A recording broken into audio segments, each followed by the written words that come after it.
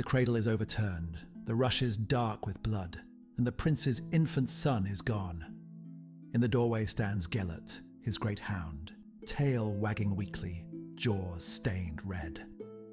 In that single, terrible heartbeat, Prince Llywelyn the Great must decide what this blood means: betrayal or sacrifice.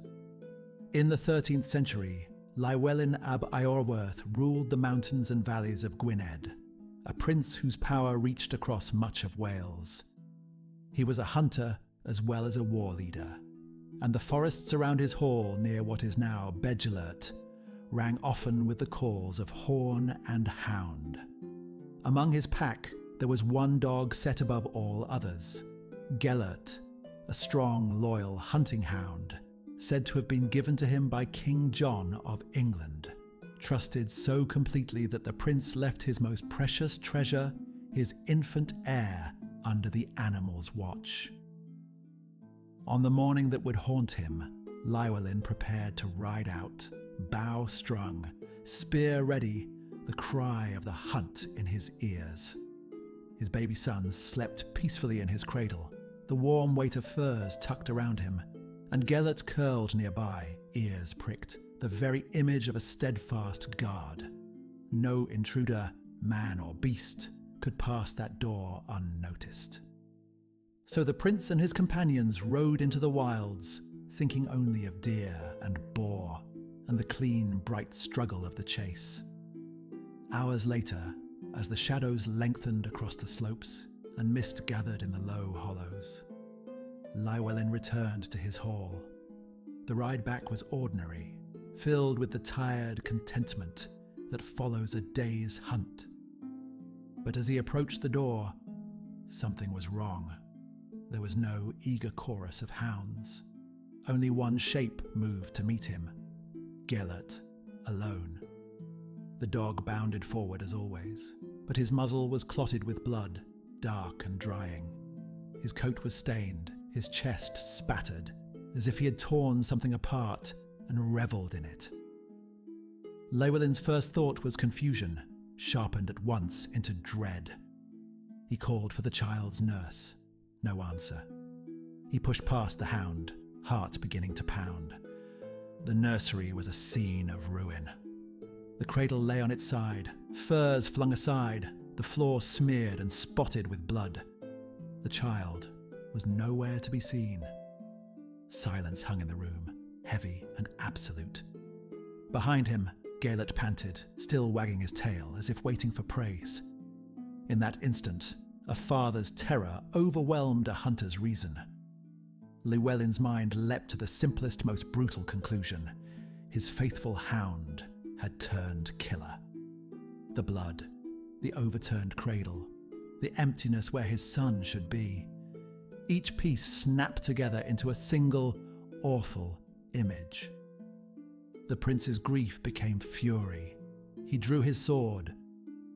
Gelert watched him, head tilted, with the open, trusting gaze of a dog who has guarded his master's most precious charge and expects affection, not judgment.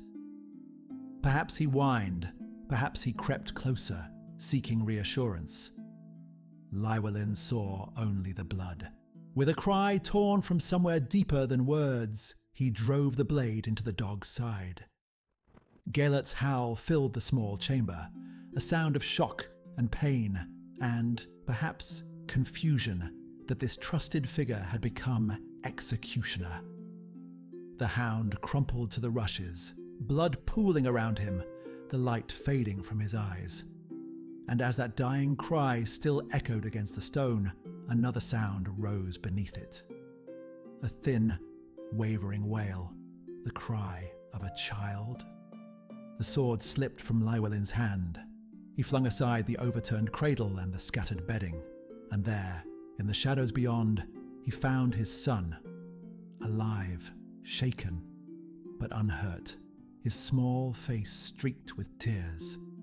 Beside the child lay the true source of the blood, the great ragged body of a wolf, its throat torn open, its fur matted with gore and foam.